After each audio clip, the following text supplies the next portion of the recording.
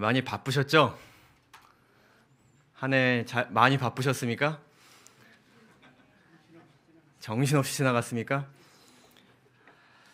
2024년 많이 바빴습니다. 저도 많이 바빴습니다. 지금은 괜찮으십니까? 지금도 우리는 많이 바쁩니다. 내년은 다를까요? 내년도 바쁠 것입니다. 내년에 더 바쁠 것입니다. 올해 제가 제일 많이 들은 말이 뭐고 제일 많이 했던 말이 무엇인가 생각을 해보니까 저는 아무래도 이제 전화를 많이 하다 보니까 바쁘신데 죄송합니다 라는 말을 제일 많이 하고 많이 들었던 것 같습니다. 목사님 바쁘신데 잠깐 통화 괜찮으실까요? 집사님 바쁘신데 잠깐 통화 괜찮으실까요? 많이 사과하고 많이 사과를 들었던 것 같습니다. 왜 우리는 이렇게 서로 사과를 하면서 살아야 하는 것일까요? 시대가 발전할수록 우리의 시간을 줄여줄 수 있는 많은 것들이 생겼습니다. 전자레인지도 있고 식기세척기도 있고 요즘엔 뭐 스타일러에 인터넷에 우리의 일들을 빠르게 처리할 수 있는 것들이 참으로 많았지만 우리는 더 바빠지고 있습니다. 빨래를 분명히 했는데 빨래통은 그대로 차 있고 설거지를 분명히 했는데 싱크대는 산더미처럼 그릇들이 쌓여 있고 주말이 분명히 왔는데 주말이 지나가 있고 그렇습니다. 할 일은 계속 많아지고 책임질 일, 수습할 문제들, 예기치 못한 사건, 사고들, 심지어 우리 몸은 계속 하나 둘씩 고장나기 시작해서 어제도 제가 들은 얘기는 목사님 하루가 너무 짧습니다. 하루가 더 늘어나고 우리의 체력이 늘어나면 넉넉한 하루가 될까요? 또 그렇지는 않을 것 같습니다. 우리가 자주 보는 통계이지만 특히 본다고 해서 크게 느껴지는 건 아니겠지만 많은 세상 사람들이 다 느끼는 바입니다. 10명 중에 8명이 시간 부족을 경험하다. 저는 생각보다 적다고 생각이 들었습니다. 이것이 3년 전 통계인데 아마 지금 더 늘어나지 않았을까 싶습니다. 해야 할 일이 참 많죠. 그러다 보니 개인적으로는 요즘에 어떤 것도 느껴지냐면 자는 것도 일로 느껴집니다. 그러니까 내일 해야 할 일을 또 제대로 해야 되기 때문에 잠이라는 과업을 또 해야 돼요. 그래서 어떻게든 또 자야 해요. 책임감을 가지고 자는 거죠.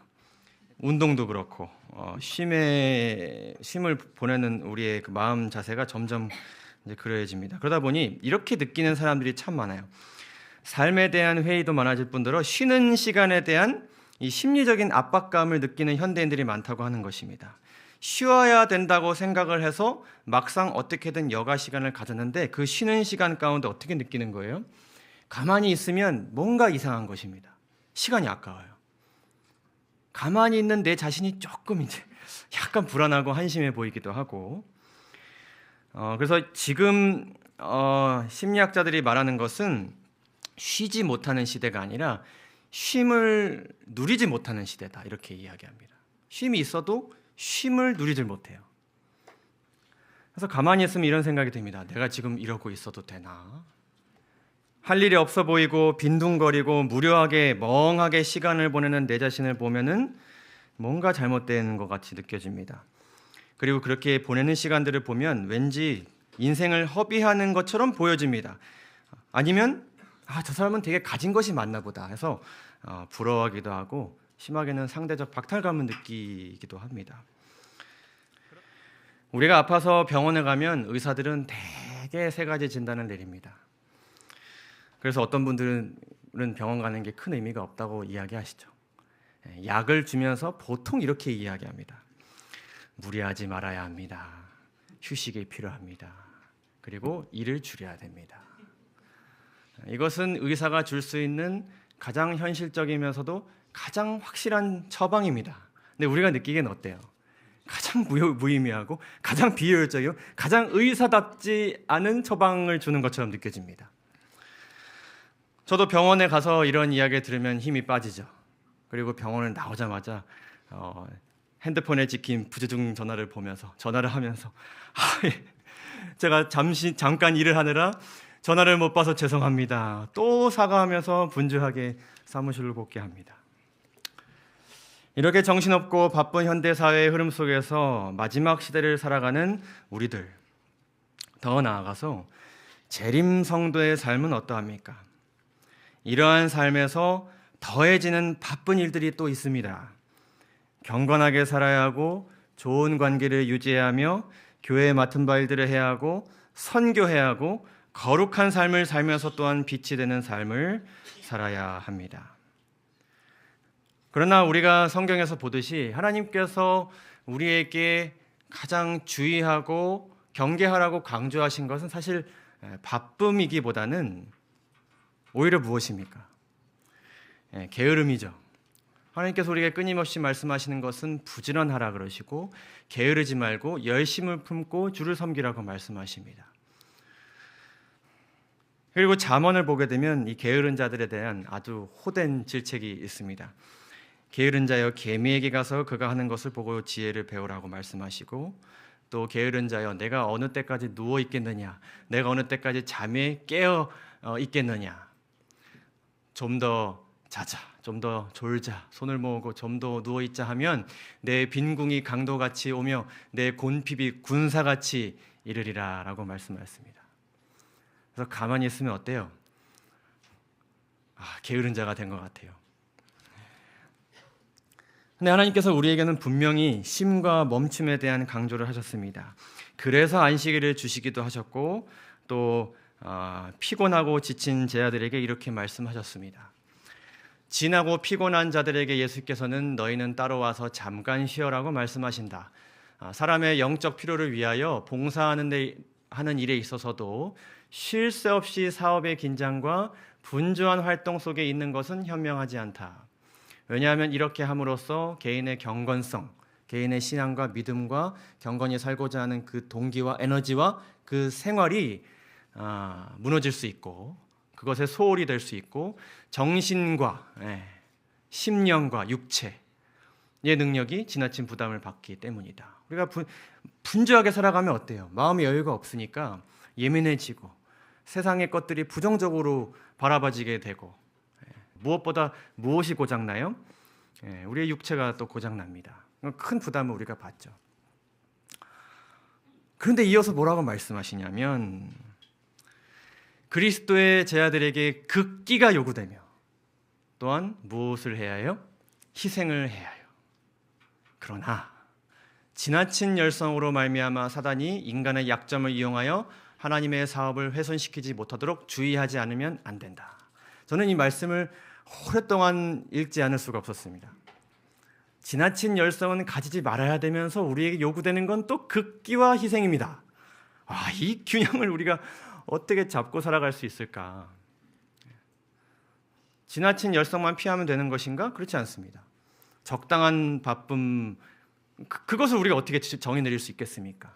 내가 생각하는 적당한 바쁨과 어느 집사님이 생각하신 적당한 바쁨과 체력이 좋으신 분의 바쁨과 체력이 없는 분의 바쁨과 생활이 여유로운 분의 바쁨과 바쁜 분의 바쁨의 정의는 다 다를 수밖에 없습니다. 우리가 이것을 어떻게 정의를 내릴 수 있으며 어떻게 이것을 함께 균형을 잡을 수 있겠습니까? 참으로 답이 필요한 그런 말씀이 아닐 수 없습니다. 게을러도 안 되고 너무 열심히 해도 안 된다는 것, 그것을 우리가 이 극심한 대쟁투 가운데서 어떻게 할 수 있을까 생각하게 되는 것이죠. 우리가 이러한 고민 가운데 있을 때에 세상 사람들이 이 기독교 신앙에 대해서 이렇게 생각을 한다고 합니다. 저는 사실 이 말씀을 한 달 전부터 준비하면서 이 책을 읽었습니다. 이 바쁨 중독이라는 책인데, 셀레스트 헤들리라는 사람이 기록했는데, 이것은 미국의 유명한 뉴스 앵커입니다. 이 사람이 이거를 적었는데 굉장히 이 분야에 대해서 좀 저명한 책이라고 해서 제가 읽어보았는데, 이 책에서 이 세상의 사람들이 점점 바빠지게 되고 쉼을 가지기 어렵고 더 나아가서 쉼을 누리기를 두려워하게 된 여러 원인들에 대해서 분석을 하는데, 그 중에 이 사람이 강조한 한 가지가 무엇이냐면 바로 이것입니다. 종교개혁 이후에 강조된 개신교의 노동윤리가 사람들의 쉼을 망쳐놓았다, 이렇게 이야기합니다. 이거 생각해 볼 만한 주제가 아닐 수 없습니다. 뭐라고 이야기하냐면 개신교 윤리의 관점에서, 그러니까 기독교 신앙적인 관점에서 세상의 일들을 바라보았을 때 게으름은 비도덕적 행위고 근면은 열심히 사는 것, 바쁘게 살아가는 것은 도덕적 행위이다. 여러분, 이것에 대해서 긍정하십니까? 부정하십니까? 긍정하기도 어렵고 사실 부정하기도 어렵습니다. 그러면서 뭐라고 이야기하냐면 루터는 오직 믿음을 통하여 구원을 얻을 수 있다고 가르쳤다. 한편 근면은 하나님의 선물이며 노고와 효율적 노동을 통해 선하고 믿음이 깊은 사람들을 알아볼 수 있다고 가르치기도 했다. 루터는 언제 게으름을 즐겨야 된다? 사후에나 게으름을 즐겨야 한다고 믿었다. 제가 이 말을 듣고 굉장히 마음에 찔림을 받았습니다. 왜냐하면 제가 목회자 동료들과 힘들게 여러 가지 이제 행사들이나 이런 것들을 하고 나서 막 바쁜 가운데 중간에 휴식해서 서로의 얼굴을 바라보고 자주 하는 말이 있습니다. 야, 우리 언제 쉬냐? 그럼 다른 한 명이 항상 얘기하는 게 있어요. 뭐 언제 쉬어? 하늘 가서 쉬어야지. 이렇게 얘기합니다. 근데 우스갯소리로 이야기했던 그것이 세상을 살아가는 사람들에게는 이렇게 비춰질 수 있구나라는 것을 또 알게 되었습니다. 어쨌든 이러한 노동 윤리를 가진 가운데 이 프로테스탄트 윤리와 자본주의 정신을 이 책이 1800년대에 산업혁명 때에 아주 인기를 끌었다고 합니다. 그래서 그 당시에 이 책을 통하여서 열심히 일하는 사람들이 우상화되는 풍조가 있었고 자수성가한 사람들에 대한 성공 스토리가 아주 각광을 받았다고 합니다. 그래서 자칫 잘못하면 이 책을 읽고 사람들이 야, 이거 교회 때문에 성경 때문에 사람들이 이렇게 힘들게 살게 되었구나라고 오해 아닌 오해를 할 수 있게 되겠구나라고 생각이 들기도 하였습니다. 그러니까 이 지나친 바쁨이라는 것은 우리 모든 개인으로서 이 재림 성도의 삶이 위협받게 되는 것입니다. 이것을 통해서요. 우리의 영적, 정신적, 육체적, 관계적 모든 것들이 이 지나친 바쁨을 통해서 위협받을 수 있는데 더 나아가서 우리가 모본을 보이는데도 굉장히 큰 위협이 될 수 있는 그런 삶의 요소라는 것입니다. 자칫 잘못하면 교회 다니는 것은 저렇게 힘든 일이야. 예수님 믿는 것은 저렇게 정신없이 살아가지만 큰 어떤 열매 없는 일이야. 헌신하고 전도하고 남을 돕는 일은 저렇게 무의미한 일이야 라고 비춰지게 될 수 있는 일이기 때문에 우리는 이 문제를 깊이 고민하고 하나님께서 이와 관련된 주제에 대해서 뭐라고 말씀하시는지에 대해서 살펴볼 필요가 있습니다. 그래서 오늘 바쁠 것인가 분주할 것인가 오늘 모든 것을 해결하기는 어려울지라도 우리가 어떤 이제 한 해를 마무리하고 새해를 준비하는 데 있어서 하나님께서 주시는 말씀을 통하여서 뜻을 정하고 어떤 방향성을 정하게 되는 오늘 시간이 되기를 바랍니다. 오늘 누가복음 10장 38절에서 42절에 있는 말씀을 살펴보겠습니다. 여러분 잘 아시는 이야기입니다. 어떤 이야기입니까? 세 명의 등장인물이 있는 이야기입니다. 예수님과 그리고 예수님을 극진히 대접하고자 했던 누구요? 마르다가 그렇게 열심을 다하는 가운데 눈치 없이 예수님 앞에서 예수님의 말씀만 듣고 있었던 이 마리아의 이야기를 살펴보도록 하겠습니다. 이 이야기에 대한 아주 단순하고도 단편적인 교훈들을 우리가 기억할 때가 많이 있습니다. 마르다는 열심히 일하고 꾸짖음을 받았고 마리아는 가만히 앉아서 설교만 듣고 칭찬을 받았다. 우리가 이렇게 생각할 수 있겠습니다. 교회 안에서 일을 하는 사람에게 우리가 절대로 언급하지 말아야 할 성경 이야기이기도 합니다. 잘못 이야기했다가 큰일 날 수 있습니다. 굉장히 우리가 이 이야기를 잘 알고 있지만 그 가운데 나타난 예수님의 마음을 우리가 스쳐 이렇게 지나갈 때가 많이 있죠. 그래서 이 말씀 속에서 이 바쁨에 대한 중요한 교훈을 한번 얻어보고자 합니다. 이야기 시작은 이렇게 이루어집니다. 누가복음 10장 38절에 있는 말씀입니다. 함께 읽을까요? 시작.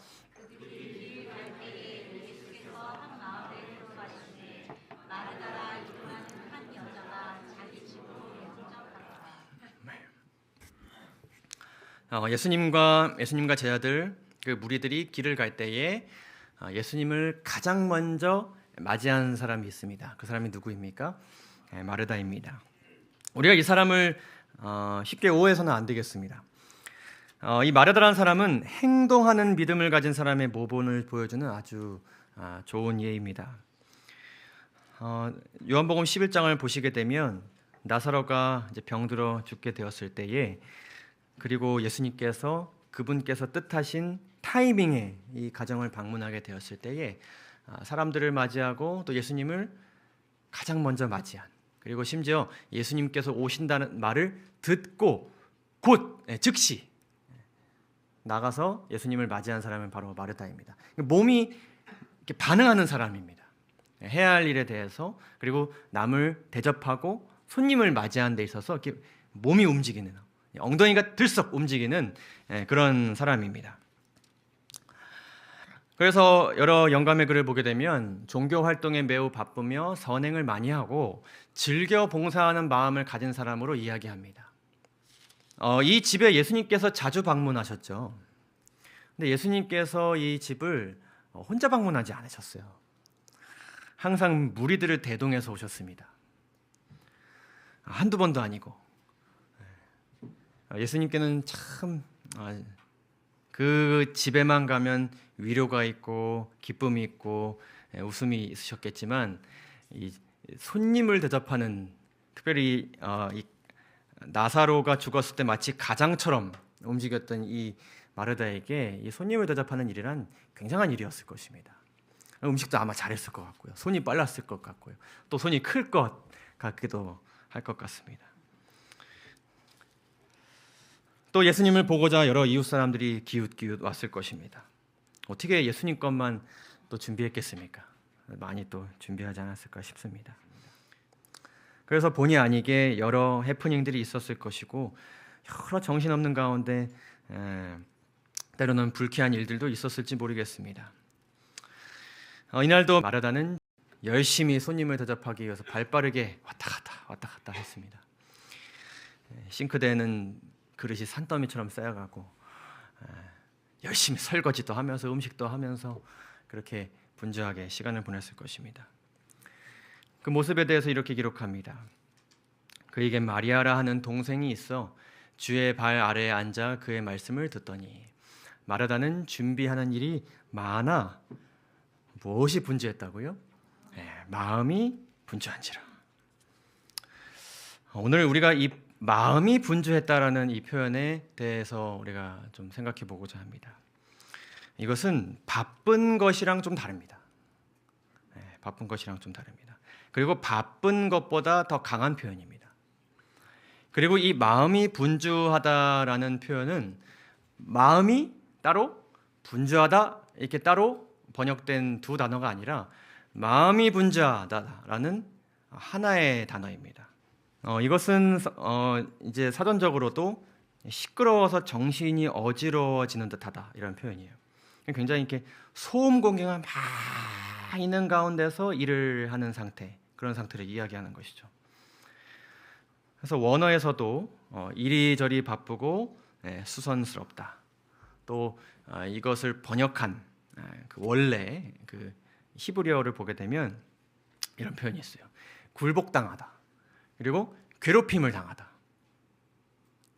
그러니까 무언가에서 계속 괴롭힘을 당하고 있는 마음 상태인 것입니다.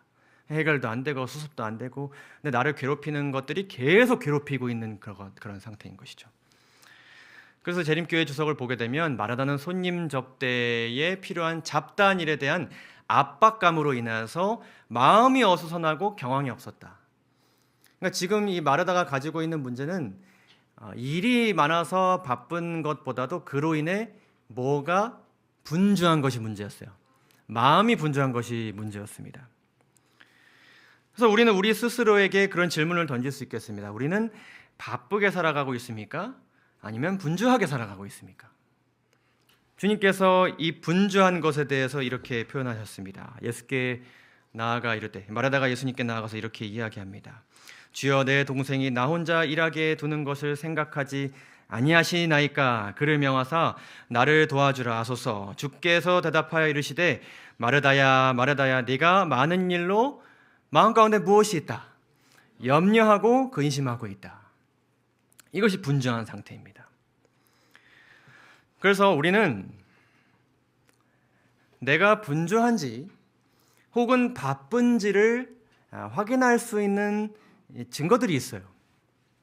우리가 그것을 늘 우리 마음과 우리의 입술과 우리의 행위와 삶 속에서 이것을 발견할 수 있게 되는데, 그것이 세 가지가 있습니다. 제일 먼저는 뭐예요? 예수님께서 말씀하신 근심과 염려입니다. 내가 자발적으로 하고 있는 일이지만 어떻게 하나님과 이 모든 사람들을 만족시킬 것인가에 대한 염려입니다. 자신이 어떻게 보일까에 대한 근심이기도 하고, 빈틈없이 격식에 맞게 멋지게 이 일을 잘 해내야 된다는 완벽주의적인 생각이기도 합니다. 여기에는 분명히 일에 대한 어떤 자신만의 기준이 내포되어 있을 것이고, 또 사람들이 이것에 대해서 어떻게 생각할 것인가에 대한 여러 기준과 원칙과 사회적인 풍토에 대한 여러 생각들이 내포되어 있을 것입니다. 이러한 인간적인 기준에 의해서 만족하지 못하는 것이죠. 이렇게 준비해도 괜찮을 것이다라는 그 생각이 부족한 것이죠. 불안하고 염려하면서 주변을 바라보고 어느 순간 어떤 생각이 드는 거냐면, 누구만 지금 염려하고 근심하고 있어요. 나만 지금 전전긍긍하고 있어요. 나만 바빠요.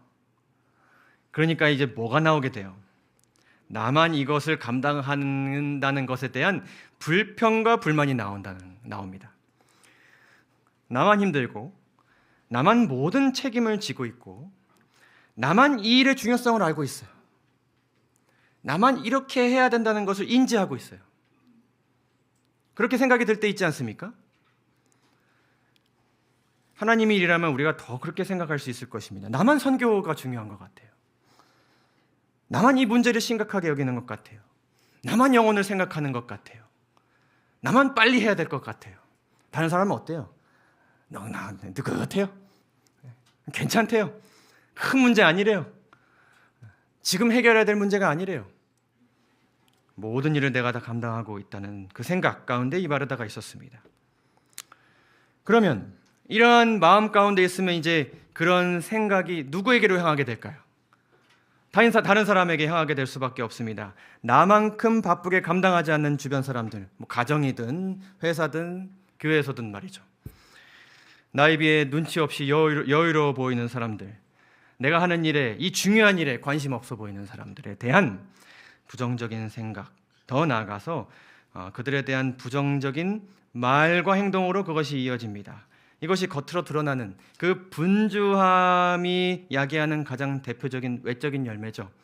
바로 시기와 비난입니다. 마르다는 먼저 동생을 비난했습니다. 여기에는 그녀에 대한 시기와 질투가 분명히 담겨져 있습니다. 근데 이 마르다는 우회적으로 누구도 비난했습니까? 예수님도 비난했어요. 예수님은 이 집에 오신 무엇입니까? 손님이시죠. 지금 손님 대접, 그러니까 이곳에 오신 예수님을 대접하기 위해서 마르다가 지금까지 이렇게 고생한 것인데, 지금 누구 보고 나를 대접하라고 이야기하고 있어요? 손님인 예수님한테 열심히 일한 나를 대접해달라고 지금 요구하고 있어요. 나를 인정하고 나를 칭찬해달라고 이야기하고 있어요. 내가 열심히 일했으니까 보람을 좀 달라는 거죠. 일한 보람을 달라는 거죠. 내가 큰 거 바라지 않고 그냥 수고했다 한마디 좀 해주길 바라는 거죠. 우리는 우리에게 보람을 주는 대상을 좋아하죠. 그런 사람에게 선을 베푸기가 참 쉽고 수월합니다. 자신의 수고를 알아봐주는 사람들에게 대접하는 것, 대접할 맛이 납니까? 대접할 맛 나는 사람이 있습니다. 무엇이든 돌아오는 게 있어요. 나에게 만족을 주는 사람들이죠. 근데 예수님은 그녀에게 지금 그런 대상이 아닌 것입니다. 우리가 이러한 분주함에 빠질 때가 있습니까? 많이 있습니다. 가정에서, 회사에서, 살아가면서, 교회에서 우리가 이러한 분주함을 느낄 때가 많이 있습니다. 우리가 이러한 분주함에 빠지지 않기 위해서 어떻게 해야 될까요? 어떻게 해야 되겠습니까? 어떻게 해야 될까요? 우리는 누구를 위해서 살고 있습니까? 우리는 누구를 위해서 섬기고 있습니까? 우리는 예수님을 섬기고 있지 않습니까? 그리고 예수님께서 섬기라 하신 대상을 섬기고 있지 않습니까? 그럼 우리가 뭘 알아야 될까요? 우리가 섬기는 대상의 마음을 알아야 됩니다. 그 대상이 무엇을 받기를 원하시는지를 알아야 돼요. 많은 것을 바라실 수도 있고 우리가 생각하는 것보다 훨씬 작은 것을 바라실 수도 있어요. 말하다가 많은 것들로 인하여서 분주했을 때 예수님께서 그녀에게 이렇게 말씀하셨습니다. 몇 가지만 하든지 혹은 한 가지만이라도 족하니라. 이 이야기에서 많은 사람들은 예수님께서 바쁘게 일한 그 마르다의 헌신을 헛수고로 만드신 것처럼 느끼는 사람들이 많이 있습니다. 그러나 이 말씀을 우리가 깊이 보게 되면 몇 가지만 하든지 혹은 한 가지만 하더라도 족하니라. 우리가 어느 집에 방문했는데 진수성찬을 이렇게 해줬어요. 처음이니까 그럴 수 있어요. 근데 그 다음에 가도 또 그렇게 준비해요. 우리가 뭐라고 말하겠습니까? 집사님, 이렇게까지 수고 안 하셔도 됩니다. 김치만 주셔도 괜찮습니다. 근데 진짜 한 5-6번 가다 보면 사실 김치만 주기를 바래요. 그렇잖아요. 매번 갈 때마다 지은 성찬을 차려준다면 어떻겠습니까? 물론 그 마음은 그렇지 않겠죠. 주고자 하는 그 마음은 그렇지 않겠죠. 근데 우리가 들여다봐야 될 것은 무엇인가 하면 우리가 무언가 드리기를 바라는 그 받는 대상이 무엇을 원하는지를 우리가 조금 더 깊이 들여다볼 필요가 있습니다. 주님은 그렇게 말씀하신 것입니다. 너가 수고하고 분주했으나 내가 이렇게까지 하기를 원하지 않아. 너가 남을 비난하면서까지 그렇게 마음이 어수선하기까지 그렇게 힘들게 나를 섬기게 되기를 원하지 않아. 나는 몇 가지만 주든지 한 가지만 줘도 나는 충분해라고 말씀하셨습니다. 이거는 주님께서 사랑으로 마르다의 헌신을 폄하하지 않고 그녀의 마음을 위로하신 따뜻한 그분의 말씀이 아닐 수 없습니다. 내가 섬기는 그분은 무엇에 만족하시는가? 그리고 나에게는 누구의 만족이 중요한가? 우리가 생각해 볼 필요가 있어요. 바쁘게 살아가고 있을 때 나는 누구를 만족시키기 위해서 이렇게 바쁘게 살아가고 때로는 분주함의 함정에 빠지는가?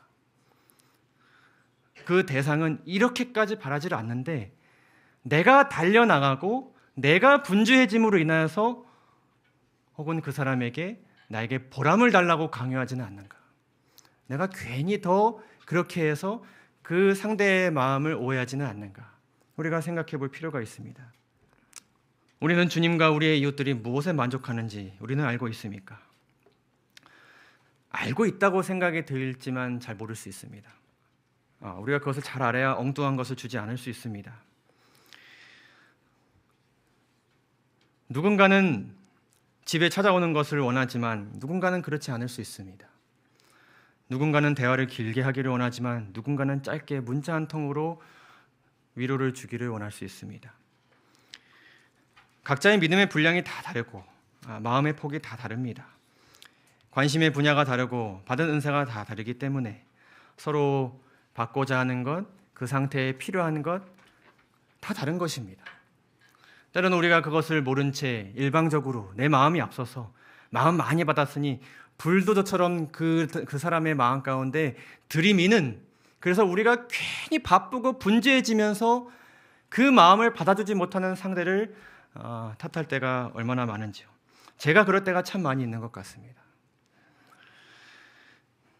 우리의 주님은 이 땅에 오신 이유는 섬김을 받으러 온 것이 아니라 섬기기 위해 오셨습니다. 자기 목숨을 많은 사람의 대속물로 주기 위해 오셨습니다. 그분은 우리가 받는데 바쁘기를 바라십니다. 그것을 바라십니다. 그리고 마리아는 그것을 알고 실천하고 있었습니다. 몇 가지만 하든지 혹은 한 가지만이라도 족하니라. 마리아는 이 좋은 편을 택하였으니 빼앗기지 아니하리라 하시니라. 마리아는 주는 많은 일에 바빴고 마리아는 받는 한 가지 일에 바빴습니다. 우리가 자주 잊어버리는 기독교의 본질이 있습니다.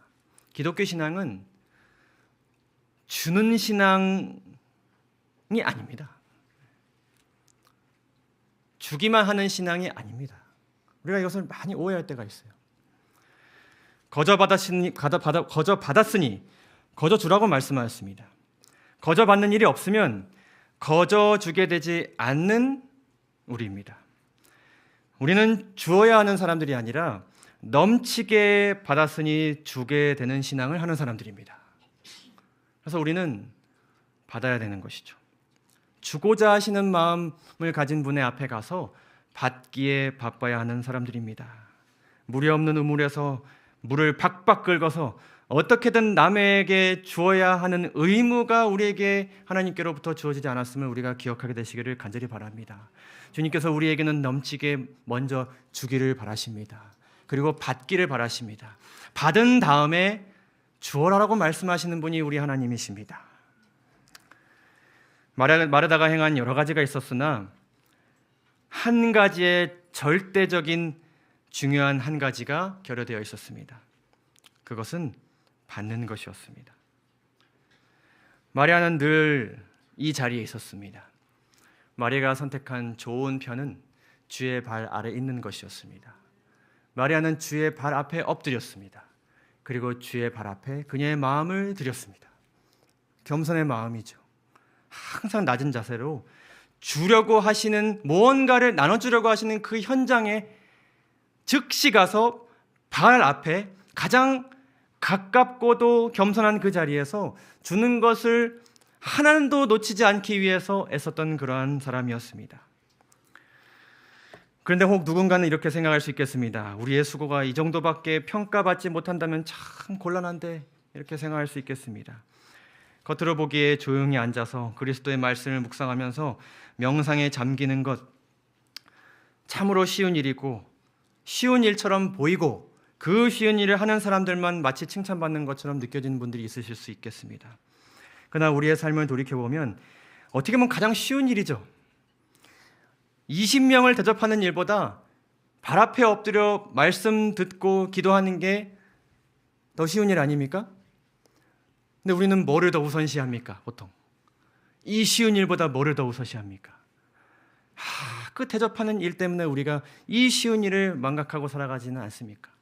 쉬워 보이지만 어려운 일일 수도 있고, 쉬워 보지만 그리스도의 능력이 아니면 할 수 없는 그 일, 마리아는 그것을 하기 위해 최선을 다했습니다. 혹 누군가는 마리아가 설교만 듣고 살아가는 사람이라고 오해할지 모르겠습니다. 한 주석가는 이렇게 이야기합니다. 우리는 마리아가 주님을 위해 준비하는 마르다를 결코 돕지 않았을 것이라고 말할 수 없다. 그녀는 마르다를 도와 손님이신 주님을 영접했을 것이며 가족의 일을 마르다와 분담했을 것이다. 그녀는 그녀가 해야 한다고 생각한 모든 일이 끝났을 때 주님의 발 앞에 앉았을 것이다. 그녀 또한 행동하는 믿음을 가지고 있었습니다. 부활 후에 가장 먼저 무덤을 찾는 사람은 바로 그녀입니다. 그녀가 왜 그렇게 하였을까요? 그녀는 늘 주님 앞에 나와 사랑에서 우러나오는 회개의 눈물로써 그분의 발을 적시고 그녀의 머리털로 씻긴 그런 헌신을 보인 그런 사람입니다. 그녀가 왜 이렇게 하였을까요? 그녀는 지은 죄가 많았기 때문이었습니다. 그 마음 가운데 있었던 그 죄책감이 너무나도 컸기 때문이었습니다. 그리고 그녀가 지은 죄 때문에 아무에게도 용서받지 못하는 삶을 그녀가 오랫동안 살아왔습니다. 많은 사람들이 그녀의 집을 방문했지만 그녀는 함부로 방문을 나서지 못하는 그런 두려움 가운데 그녀는 살아왔습니다. 어떻게 보면 하루하루 살아가기도 어려울 만큼 그 남들의 시선과 그 사회가 정죄한 그녀의 그 위치는 세상의 어느 곳에서도 존재하지 않았습니다. 그러나 처음으로 그녀가 존재할 수 있는 한 곳이 생긴 것이죠. 그곳이 바로 주님의 발 앞이었습니다. 그렇기 때문에 그녀는 이렇게 나아가는 것을 목숨과 같이 여겼던 것입니다. 마치 마르다가 주님께서 오신 그 말을 듣자마자 움직였던 것처럼 예수님의 말씀에서 성령의 음성이 나오자마자 그녀는 그 발 앞에 엎드리기를 주저하지 않았습니다. 그녀는 이 말씀들을 분명히 기억했을 것입니다. 너희는 먼저 그의 나라와 그의 의를 구하라. 그리하면 이 모든 것을 너에게 더하시리라. 그러므로 내일을 위하여 염려하지 말라. 내일은 내일 염려할 것이요 한날 괴로움은 그날에 족하니라. 여러분, 먼저 그의 나라와 그의 의를 구하는 것은 어떤 책임과 의무가 아닙니다. 율법 어떤 조항이 아닙니다. 이것은 염려하지 않게 되는 유일한 길입니다. 그녀는 그 마음 가운데 수많은 금신과 염려를 이기기 위해서 먼저 해야 할 일을 하기 위해 애썼습니다. 그 먼저 해야 할 일이 아니면 이 염려를 해결할 수 없기 때문이었습니다. 참된 쉼은 그리스도 안에 있으며 주님을 떠나서는 얻을 수 없습니다. 평안을 주시는 분, 그분은 오직 예수 그리스도이시고 그분 안에서만 우리가 근심하지 않고 두려워하지 않을 수 있습니다. 그녀가 그러했습니다. 참된 평안과 쉼을 얻기 위해서 그녀는 처절하게 나아갔습니다. 정신없고 시끄럽고 어수선한 세상 속에서 분주하지 않기 위해서 정말로 눈물 나는 헌신을 한 것입니다. 시대소망이 이렇게 기록합니다. 마리아는 그곳에 나아가서 이런 은혜를 경험하고 있었습니다. 마리아는 세상에서 가장 값진 보석보다도 자기에게 더 귀중한 말씀, 곧 구주의 입술에서 흘러나오는 귀중한 말씀을 그의 심령에 채우고 있었다. 분주하고 바쁜 가운데 고갈되었던 그것을 채우기 위해 그곳에 앉아 있었고 주님은 그것을 채워주고 계셨습니다. 그래서 주님께서 뭐라고 말씀하셨냐면요, 이렇기 때문에 이 좋은 편을 택하였기 때문에 마리아는 어떻게 되지 않을 것이라고요? 빼앗기지 아니할 것이다. 무엇을 누구에게서 빼앗기지 않게 되는 것일까요? 세상 그 누구보다도 가장 분주하게 이 세상을 살아가고 있는 한 존재가 있습니다. 악랄한 간계와 힘으로 사단은 그리스도의 구원을 받아들인 남은 자손을 누구에게서 빼앗고자 활동한다고요? 그분 곧 그리스도에게서 그 자손을 빼앗기 위해서 노력한다고요. 사단은 분주합니다. 아주 분주합니다. 그렇기 때문에 우리는 바쁘지 않을 수 없죠. 근데 그는 그렇게 노력합니다. 바삐 살아가고 있는 현대인과 바쁘게 살아가고 있는 재림 성도들의 마음 가운데 쉬지 못하게 하고 쉼을 가져도 누릴 수 없게 하고 참된 쉼을 누릴 수 있게 하시는 유일한 분에게 나아가지 못하도록 만들고 나아가더라도 아무런 것도 얻지 못하게끔 우리의 심령을 파괴시키고 우리의 생활을 파괴시키고 우리의 관계를 파괴시키는 것입니다. 그러나 이 좋은 편을 택한 마리아는 어떻게 될 것이라고요? 결코 빼앗기지 않게 될 것이라고요.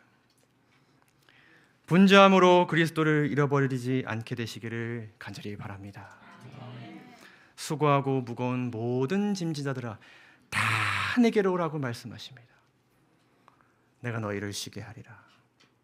나는 마음이 온유하고 겸손하니 나의 멍에를 메고 내게 배우라. 그리하면 너희 마음이 쉼을 얻으리니 이는 내 멍에는 쉽고 내 짐은 가벼움이니라 하시니라.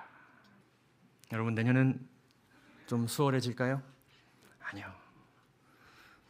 저는 달콤한 말로 여러분들에게 찬란하고 빛나는 내년을 포장하고 싶지 않습니다. 우리는 내년에도 바쁠 것입니다. 더 바쁠 것입니다. 올해는 상상치도 못했던 더 큰 일들이 일어날 것입니다. 우리나라에, 가정 안에, 교회에, 세상 가운데 우리 마음을 어수선하게 하는 많은 일들이 있게 될 것입니다. 그리고 그 가운데서 우리의 마음 가운데 계신 그리스도를 빼앗기 위해 사단은 내년에 더 분주하게 일할 것입니다. 그러나 우리에게 은혜와 능력이 있는 것은 예수님도 주시기 위해 바쁘실 것입니다. 여기서 누가 제일 바쁘실까요? 예수님이 제일 바쁘실 것입니다.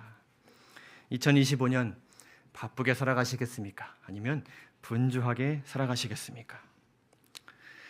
오늘의 적용의 말씀을 나누고 마치도록 하겠습니다.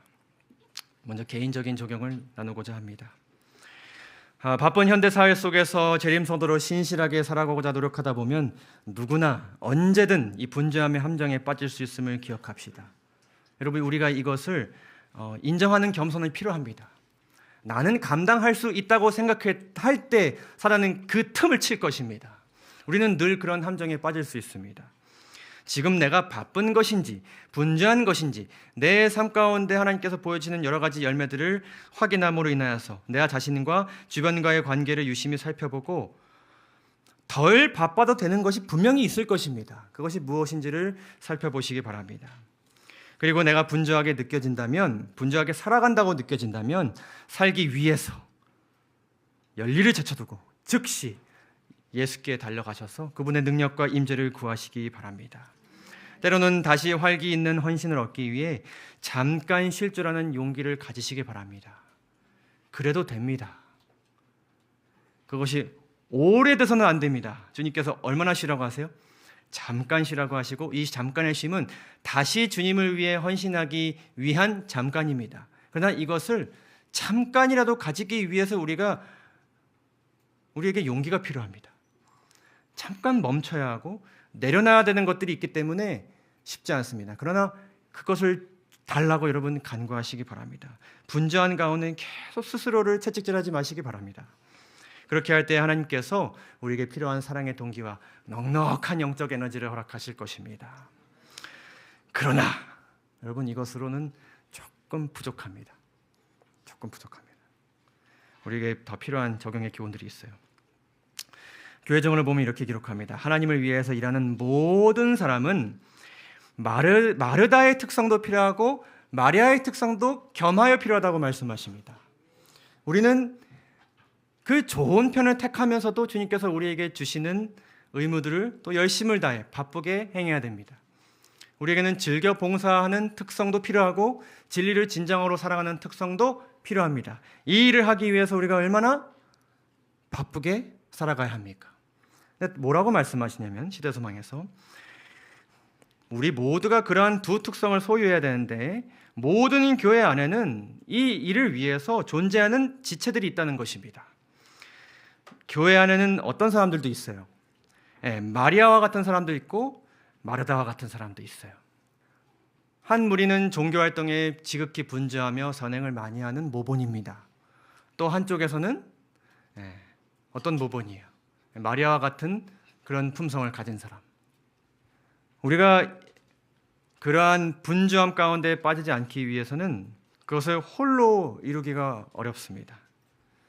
주님이 아니면 불가능하고 더 나아가서 이것을 돕는 지체가 반드시 필요합니다. 초대교회에 이러한 일이 많아졌을 때, 제자가 많아지고 구도자가 많아지고 교회를 비난하는 사람이 많아졌을 때 이 제자들이 너무나도 바빠졌어요. 분주해졌어요. 그랬을 때 이들이 한 일은 무엇인가 하면은 역할을 나누는 것이었습니다.